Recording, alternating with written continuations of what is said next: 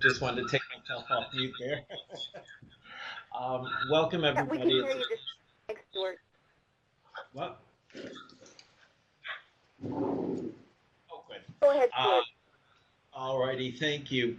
It is a pleasure to be here today. It's always a pleasure to work with Laurie, and typically I'm working with Annie, and I've done a lot of work with the Walden faculty. I'm actually an educator by training. I've taught every level from kindergarten through postdoctorate, and so I like to share some of the things that I've learned along the way with colleagues, and I always consider all of you my colleagues because I'm an educator first and foremost, so it will be a pleasure to be with you today. Thanks, Stuart. It was kind of hard to hear you right at the end there, so if you want to do with your microphone whatever you did when we first got here, it was a little bit and okay? I think somebody has their mic open because I'm getting some feedback. Okay. All right, so if you're on the phone bridge, folks, if you could mute your phone, everyone who's on voice over IP, I do have muted. So, yeah, if you're on the phone, if you could just mute yourself, that would be great. Maybe help us hear a little bit better. Thanks, Stuart. Thank you. Also instrumental in helping us put this together today, but unable to be with us, and so I want to call out for Annie Pozzolo with the Center for Research Quality. We put on some really wonderful research, or some webinars in conjunction with them, and you know, she's just been a great partner. So we miss her today, but we are confident we'll have a really great webinar. A few housekeeping things. First of all, you'll see on your screen several pods, as we call them, in Adobe Connect. The big one in the center will be where you'll see the presentation. We have a PowerPoint, we have some polls, and Stuart's going to share his screen a little bit later on in the presentation, so you'll see all the content there. Just below that, you see a chat window. So it's set up a little bit different than what you see on the PowerPoint, but just below that, you do see a chat window. That is a chat rather than a question and answer, so when you type something in, everybody in the audience is able to see that. And so feel free to type your comments and your questions and, you know, have that ongoing dialogue as Stuart is presenting today. Over to the right is an attendee box. You can see your colleagues that are here. And just below that is our captioning pod. We are pleased to have Christy here with us to offer that service, so if you need captioning, it's right there. As I said, we have a couple polls today, and we hope that you participate that way. Participate by typing your questions and comments into chat, or if you'd like to share them verbally, use the raise hand feature that you see right there on the screen. And I can unmute you, and we can have a conversation. You can share your thoughts, your questions verbally. Again, if you're on the phone, please not hearing any background noise, so I'm thinking we're good there. And just to let you know, the webinar today is recorded, and after the presentation today, I'll be sending out a follow-up email with a copy of a link to that recording and a copy of this presentation, as well as any other resources that we might talk about during the presentation, so you have access to them. So with that, as we get started, we'd like to know just a little bit about your experiences with NVivo. So we have a couple of polls that we want to share with you. So the first question we want you to think about and answer, and I'm going to open this poll, and you can just type, you should be able to type right onto the screen here, and we can broadcast the results. So what is your experience mentoring students using NVivo?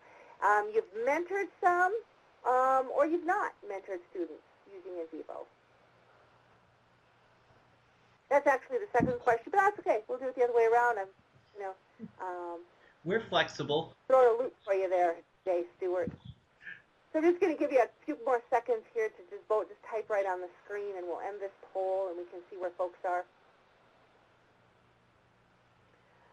So it looks like we have about 2/3 of us who have mentored students using NVivo, and about 1/3, a little bit more than 1/3 of us who have not. So we have a number of folks in the audience, Stuart, who I think are here so that they can get some insight. So if they do have students who come in, they kind of have an idea of what they need to do. If there's other things you want to specifically get out of this webinar, be sure that you post them in the chat area, and we can be sure that Stuart and I address those.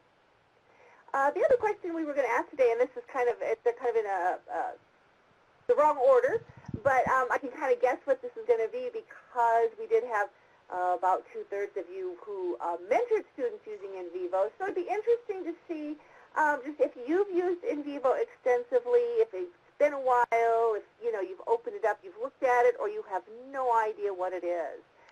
If you could just vote for these particular choices, and then again, that can kind of help Stuart guide his presentation and know who his audience is.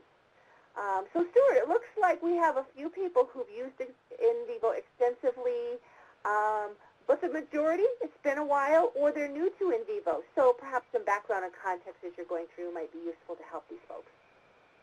So thanks for sharing that. Again, that's going to be really useful as we go through and know how to align the webinar so it best meets your needs. And if we're not, if you have questions, again, be sure to type them into chat or raise your hand so that you're sure to get what you need and what you've expected out of this webinar. Learning outcomes for today are we just want to identify some best practices in data analysis. We want to talk about using NVivo in the mentoring process. And then Stuart's going to address some frequently asked questions. When we worked with Annie to put this together, Annie helped us identify some frequently asked questions. We're also going to give you an opportunity to ask questions too. Some of the frequently asked questions may be those that you have. You may have some others. So our agenda is going to just follow those learning outcomes. And with that, I'm going to turn it over to you, Stuart. All righty, that sounds great. Thank you so much. Again, for some of you who have not had a chance to think about NVivo, NVivo is software that's designed to assist you with working with unstructured non-numeric data. Typically, it entered in as research, qualitative research software, which it certainly is, but I really do like to broaden it out to any time period where you have that unstructured non-numeric data that may be in the form of documents, PDFs, maybe audio, video, pictures. If you're looking at web pages, information from, say, Twitter, LinkedIn, Facebook, if you're looking at surveys, all of those different types of data can be brought into NVivo and then organized and coded or tagged as you go along, and have everything in one particular platform so that you can be able to work with it and to ask questions of this information, to rearrange it, and look at it from a variety of perspectives. As I said, it was initially designed for qualitative research, but what we find now is people are using it for their literature review, organizing course materials, keeping up to date with their professional literature, or preparing grant information, or organizing information for writing. So both for students and faculty, it definitely has potential to be able to work in the areas or the ways that you need it. One of the nice things too is that you're able to keep this information organized and in line for later on. A couple of things that I do, I work with students on the student side with using it to keep their coursework organized, especially those who perhaps are starting towards a master's thesis or a doctoral work, to be able to get ready for comprehensive exams and have that piece, those pieces there. Also, being able to have the information organized in one particular file, so that if you, for example, when we're doing one paper or doing one set of research, we often find information or data that could go into 2 or 3 other papers. Well, one of the things that I appreciate about this is I can keep that information organized and then make a copy of the project and look at that data through a separate lens. NVivo is an efficient way to manage your data. One of the pieces that will sometimes cause some angst is I know what to do in the traditional methods, but this new technology, electronic stuff, not so sure about that. Honestly, everything that you know about qualitative data analysis in the paper and pencil world simply transfers over into NVivo.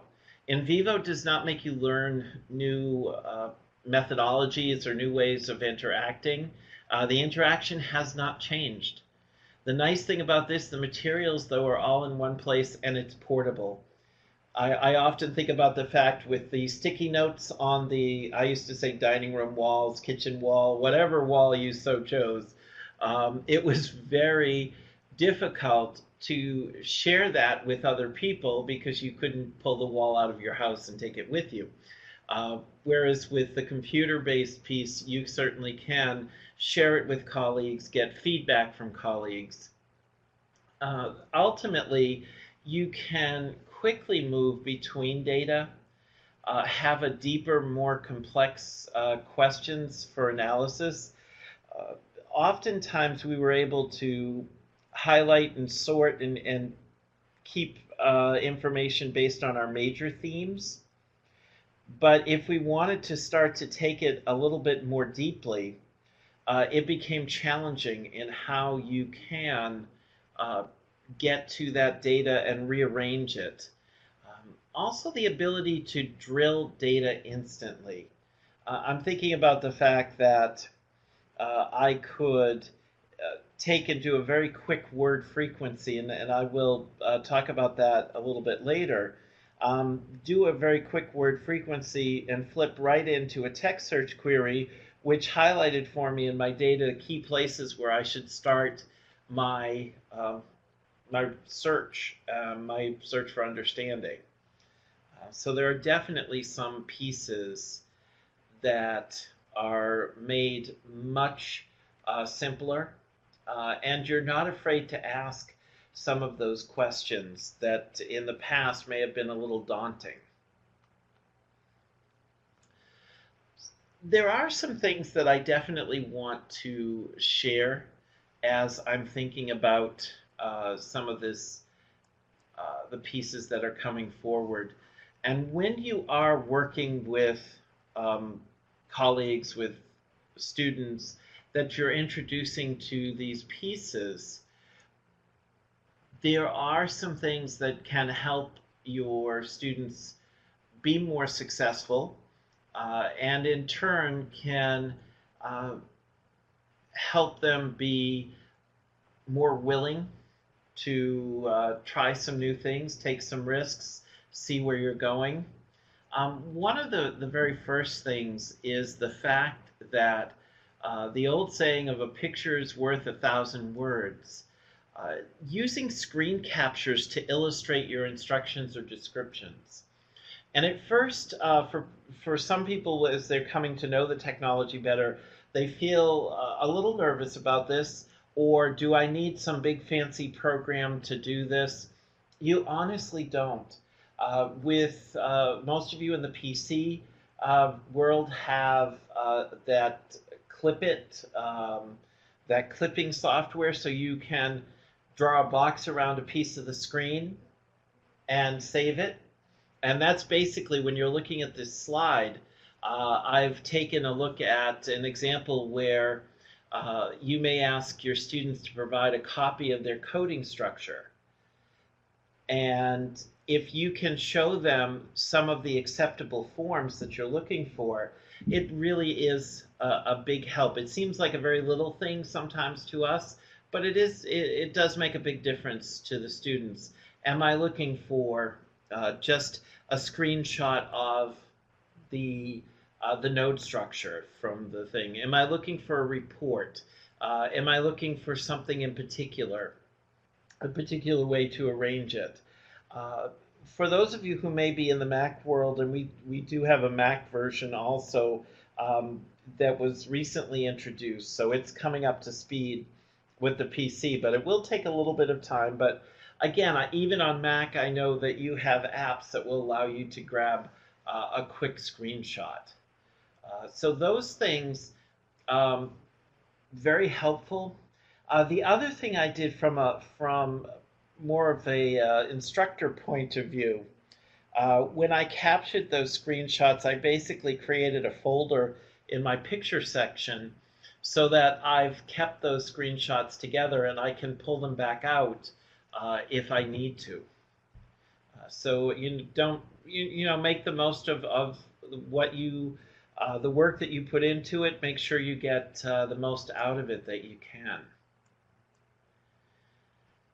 One of the things that will often come up is that if a picture's worth 1,000 words, then a demonstration can be priceless. Oh, sorry about that. This one, apologize, did not start playing, but there are also now a number of easily available pieces where you can capture your screen movements. In this particular piece, originally it shows going in and bringing in a document into our Mac version of NVivo. Being able to share those via Dropbox, put them during links. I know I've used Blackboard and Canvas where I could link out to certain pieces so that I certainly could be able to show those. And again, it's come a long way so that you don't need to feel intimidated by the technology.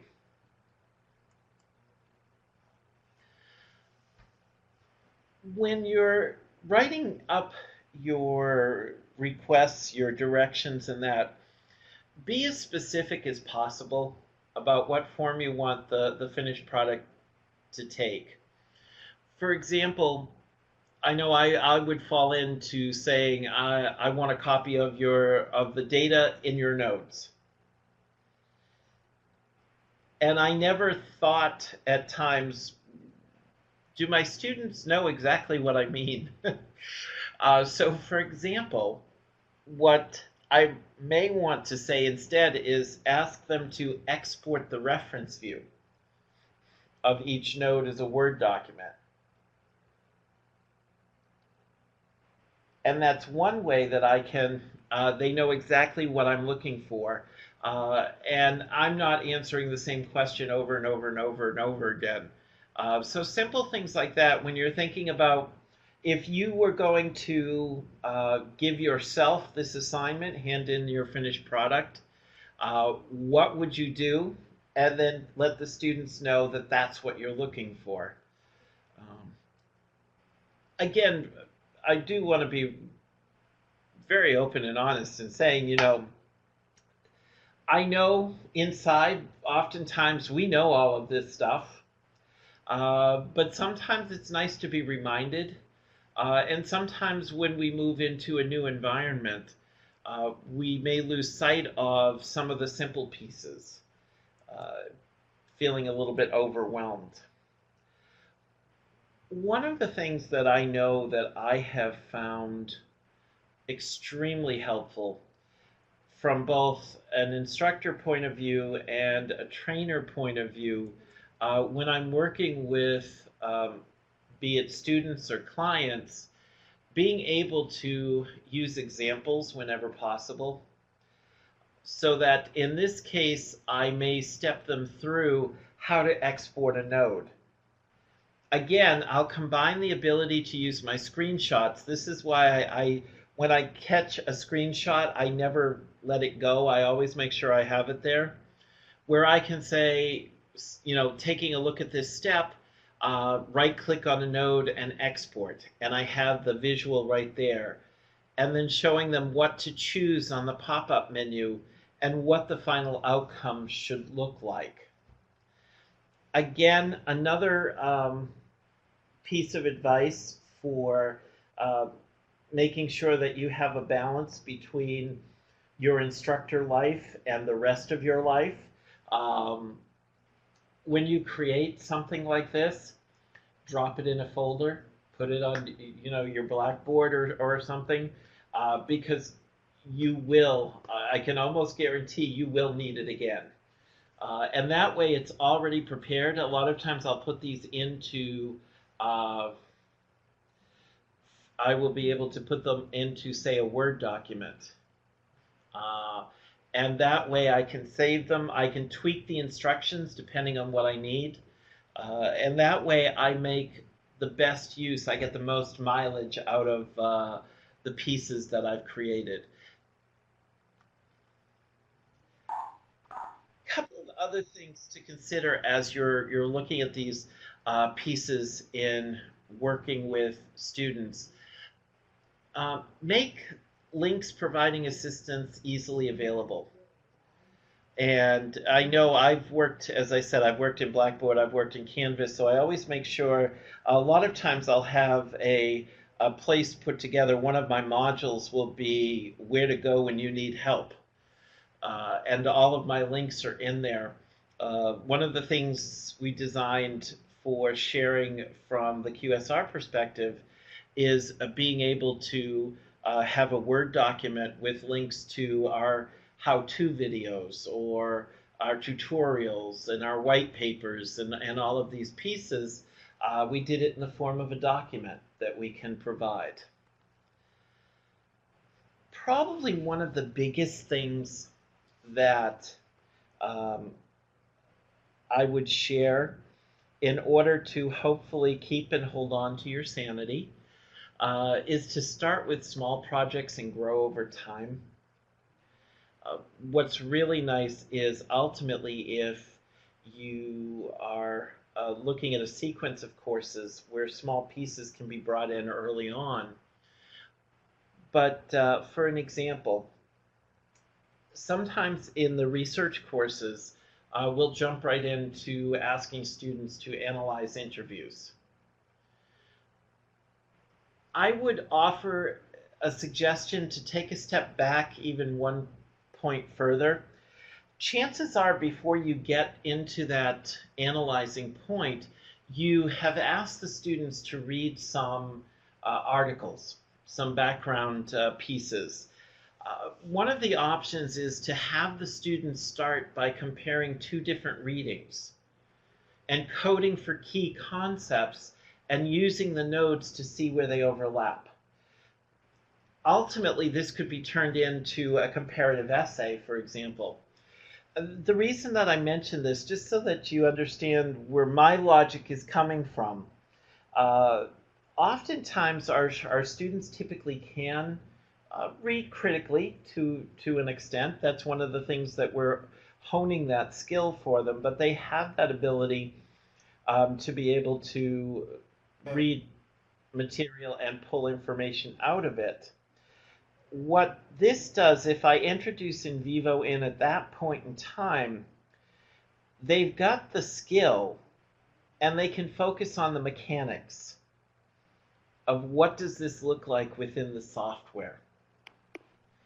And that way they're often much more successful in starting to learn the basics as they go forward.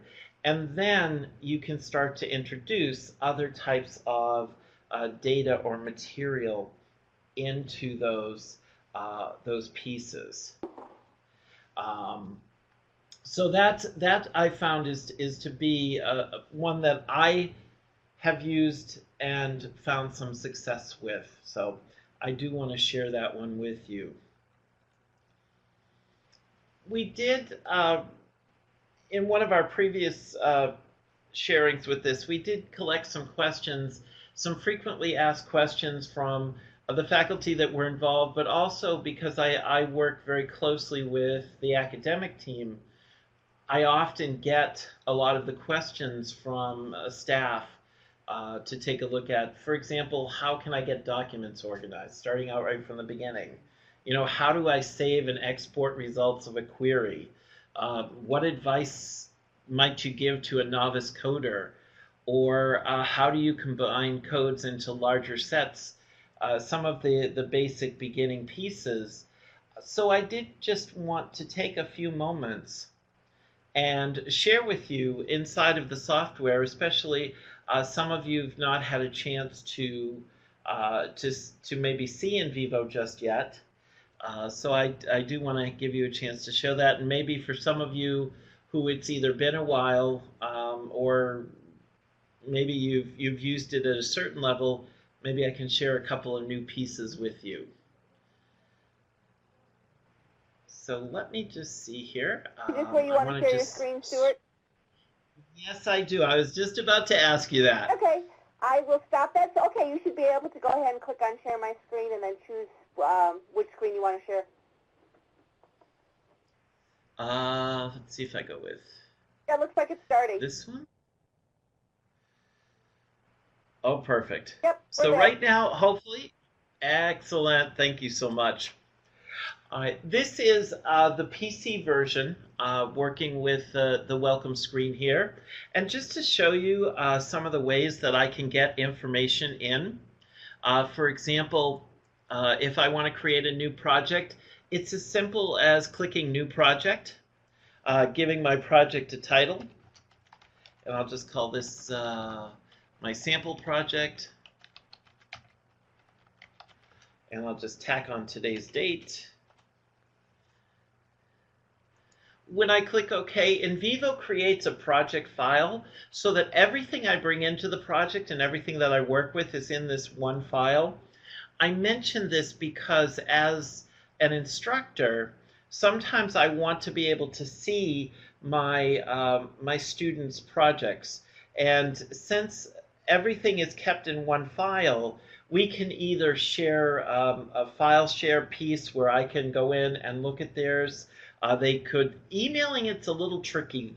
Just want to point that out, simply because an empty NVivo project is 4 megabytes. And a lot of times some of the mail pieces won't take that, the email pieces. In the PC version, the whole workspace was modeled after Outlook. In the Mac version, it is a totally native Mac environment. So there's always comfort. Anything that I want to bring into NVivo, simply I bring into the internals folder. And depending on my amount of data that I'm working with, I could bring it all into the internals folder, or I could create subfolders if I wished. Let's say, for example, I just wanted to bring in a couple of PDFs.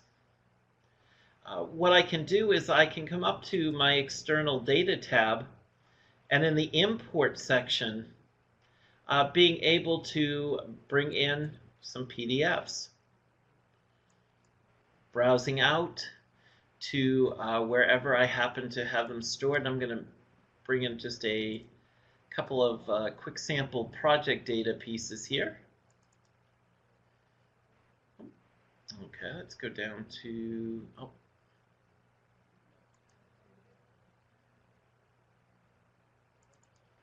I must have pulled them right out of that one.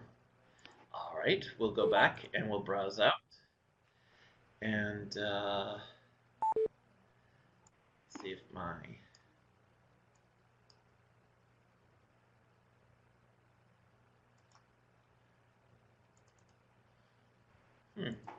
my apologies. We'll bring in, I'll just go ahead and grab my getting started guide here. What's nice about this is once I bring it in, if I have a PDF, for example, that's readable, I'm able to work with that information. The text, for example, will be codable. So this could be an article that I want the students to read. I can have them select pieces of data. With NVivo, we can think about it as we talk about coding, but for some students who are new to this, equating it to the idea of tagging is sometimes helpful. I can create the holders or the nodes as I go along. So I can right-click on data and I can code that selection, add a new node. And so I'll call this methodologies.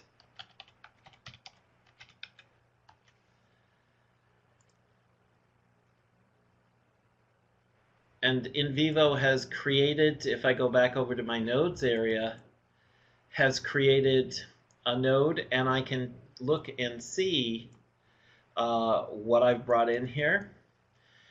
This is one of the pieces, and I really want to talk about this for a moment, the idea of the node and bringing these pieces together. When you place data into a node, NVivo organizes it by source, so you always know where it came from, and then it will organize it sequentially. So it's in the same sequence in the node as it is in the actual document or data source itself. You're able to pull information from different sources. In this case, if I had 3 or 4 articles, I could pull information from those 3 or 4 articles about the same topic, bring it into the node, and now I can focus on how did my different authors approach this same topic. And that's the key when you're thinking about introducing this to students, to help them see that what they're doing is they're pulling this information together. Instead of having it highlighted in 4 different PDFs, I've basically pulled all of those little pieces together, and now I can look at it in one place in a sequence and say, all right, now, are there patterns? Are there trends? What are the similarities? What are the differences? And I have that information all right there. A couple of other pieces for those of you who haven't seen NVivo before. It is telling me, of course, the source that it came from. I'm looking at the references coded, so I know how many pieces I've taken from that particular source. It lets me know how much of this source is represented here. Is this a major topic covered in this particular piece? Is it a smaller piece? I need to get that sense. One of the other features that's quite nice and can be really helpful as you're constantly trying to think about things in context. If I click this link here, I go right back into my data and it highlights exactly what I've coded. So now I can look at this excerpt in its full context. That to me was probably one of the most important pieces, that I was never far away from this in context. And it honestly doesn't matter if you're looking at research data or just being a critical reader. To be able to see it in its surrounding context is always a major help.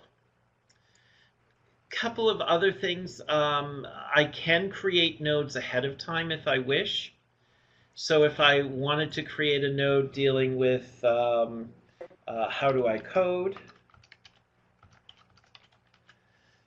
I can create that node so that when I look at my internals, I look at my sources that I have here.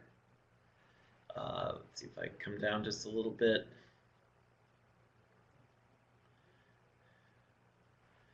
By the way, this piece that I am sharing with you right now, this PDF, if you are using it with your students, let them know that this is freely available on the QSR website. And basically, what I can do is I can take data at this point and I can drag and drop it if my nodes are available here. I can go ahead and highlight data and drag and drop it right into the node. So there are multiple ways. I mention this because depending on the comfort level of the students or that you're working with, if you have some where you might want to give them a little bit more structure at the beginning, you can provide the framework from which you want them to interact with the information, the articles, the data, and sometimes that can be used as sort of scaffolding for your students that might be having a little bit more difficulty making that adjustment. Couple of quick query tools that are really nice to help them get to know it. The word frequency query, to get students aware of what are some of the key terms, what words are being used with some frequency, being able to visually get a sense of some of these features. When we're asking students to do presentations, this might be a great way for them to get a sense of what are some key points. You can export the word cloud, so you can save it as a JPEG, a bitmap, be able to drop it into a presentation. So your students have the ability to share their findings. If I notice that there are some pieces of information, some words that are being used, I also have the ability to be able to do a text search. And I can look for the word code. I could look for other forms of the word. I could look for synonyms. I can turn it into a node if I want to save the results, or I wanted to show you a quick preview because this is very helpful, especially as you're asking students to think about some of these pieces, the word tree, so that they can see the words leading into and coming out of a given word, be able to perhaps look a little bit more deeply, be able to run a text search query right from here. I can see now quick coding and see how some of these pieces go. These are some of the tools that as you're mentoring the students to get them used to working with the software, these are definitely ways that you can assist them. And again, I'm going to go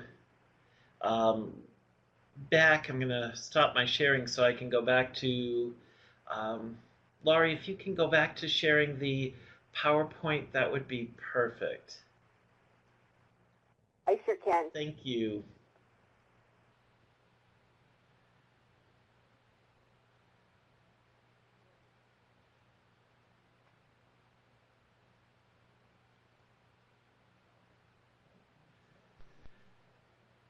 Sorry about the delay there. That's okay. And again, being able to, I want to export, right-clicking to export the results of queries, be able to do that. I can merge queries together, I can merge nodes together. But I wanted to make sure that we had time to just quickly look at some pieces about advice to for novice coders, because this is a big one. And again, thoughts on coding. Typically, one of the questions you'll get asked is, how much do I code? And again, sharing some points of view from authors.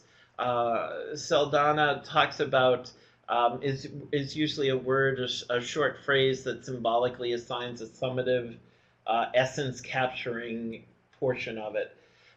What I often will say to clients and students is, when you look at the information that you've placed in the node, is there enough there that you can give it meaning?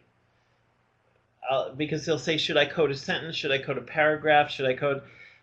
And I ask them to think about it in terms of, what is the unit of meaning?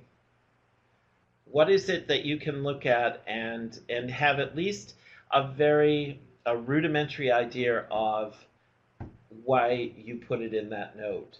If you look at it and you say, I have no idea why I put it there, then you probably need a little bit more. But the nice thing about NVivo is you're always linked back to those original sources, full context, and you can make adjustments as you go forward from there. Coding is that pivotal link between collecting data and developing an emergent theory. So a lot of times we struggle with this because students will code, and then when we ask them to tell us what it means, they give us more of a description of the data that's in there. So sometimes we have to help them go through that next level. Being able to look at, sometimes it could be a matter of putting some pieces of information into a node, handing it to the students, and in groups asking them to make sense of it, and sharing some of these pieces out as ways of being able to do that. The nice part is that earlier I mentioned the one using the articles. The reason I mention that is because it accounts for that more mechanical piece in the very beginning, and then later we can lead them into more of the meaning making. And one of the things too that I do like to share with them, a lot of times when students are first starting, they're going to say, what's the, how do I do this? How do I, especially for those who have who maybe have had a lot of quantitative background, quantitative research, where there is a specific method and steps to the work that you're doing. When they come into qualitative, where things are a little bit more open and fluid, it's an uncomfortable place for them. And so they want you to tell them exactly how to do it, and they will apply that coding, that strategy. They want to apply it perfectly every time. And it's nice to go back to something like a Corbin and Strauss piece where they're saying, first of all, it's a thinking process and should be relaxed and flexible. And you're able to move between some of these possibilities in the way that you do it. It shouldn't be overly structured and based only on procedures. Yes, methodologically, we're making decisions, and we need to work within that methodology, but also give students the okay to say, I'm not quite sure, but I'm going to try this and maybe set it aside for right now. So keeping those pieces involved. Probably dealing with NVivo, one of the most difficult pieces is the idea of a node. It sounds so simple, but I will tell you it is challenging. And one of the ways that I explain it is that you can think of a node as a bin. And it's a place where you can gather data from sources in your project. So that I'm pulling, it could be from a photograph, from an interview, from a PDF, from a survey, from a Twitter account. Anything that talks about, in this example, estuaries, I'm going to put it in this bin. And then when I'm ready to think more deeply, I simply open up the bin, I open up the node, and I see how that concept has manifested itself across multiple data sources. The reason, sometimes people will go, well, I just say that a node is a code. And I have a lot of colleagues who do that. I just want to give you just a little piece of insight as to why I choose not to go that route. And it has to do with the fact that I can create a node and I can put all of the data that I've collected from a given person or organization into that node. So if I've collected, say I interviewed a woman by the name of Barbara, and I have her interview, I have my notes, I have observations, I put them all into a node and I call it Barbara. Barbara isn't a code. She isn't a concept. She isn't a theme. She's a person. So sometimes that's why I will go this route to differentiate the code from the node. I think of the node as the bin, the code is the label I put on it, and if it's conceptual. The reason, by the way, I might use the case nodes is to be able to add attributes to it later. I can attach gender, age group, socioeconomic background. I have all of these options. The other piece I would mention, if you're thinking about it in terms of the literature review, you can create a node for each author, your key authors, pull their work together, and later on inside of NVivo, you have the ability to create a matrix where you can look at the coding for each of those authors across the salient points. And you can see which authors talk about which points, or if there are gaps where there's an important issue, but you really don't have a lot of data in the current research, then that becomes a point that you can use to justify the research that you're about to take on. So I do like to share some of these pieces with you. And I do know we wanted time for questions and answers, so I want to be very aware of that and very cognizant of your time. But I did want to put up some of my contact information.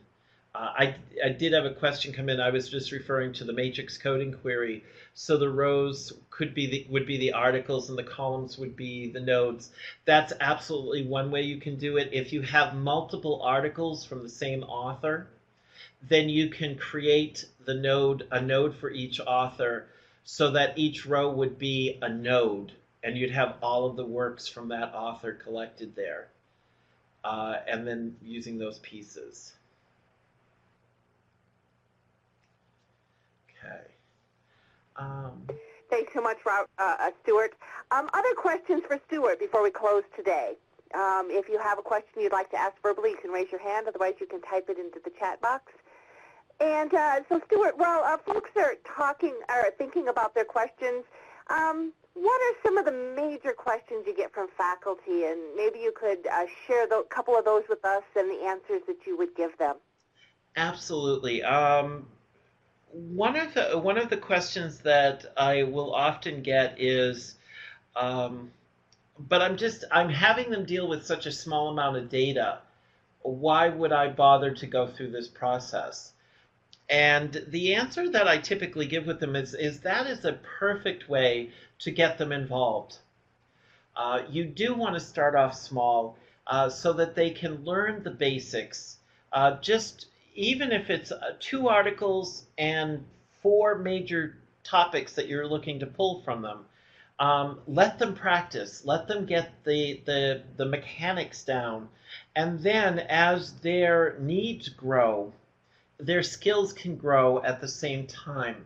Often we ask them to jump into large projects, and they're trying to learn the methodology, learn the material, and learn the mechanics all at the same time.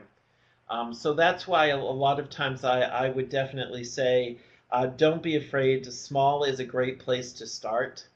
The other thing is I'll often hear shared with me from both faculty about their students and for themselves that this is such a robust program that it can feel overwhelming. And there's a lot of validity in that. It is a very robust program. It does a lot of pieces. And one of the things that I always share is focus on what do I need to know now. If you're just introducing it, I don't have any data in my project, so the first thing I just learned, how do I get data in there? Focus on that. I don't need to know how to make a model when I don't even have data in my project, and that's okay. Start there, get the data into the project as you're going, and then, okay, now I want to learn how to code, or I want to go through the coding process. Great, how do I make a node? Take it those step by steps, and that will make it far more manageable. Awesome, thanks, Stuart. Welcome. While you were talking, Amini typed in a question about using NVivo in a meta-analysis. Absolutely, it is a fantastic tool for that.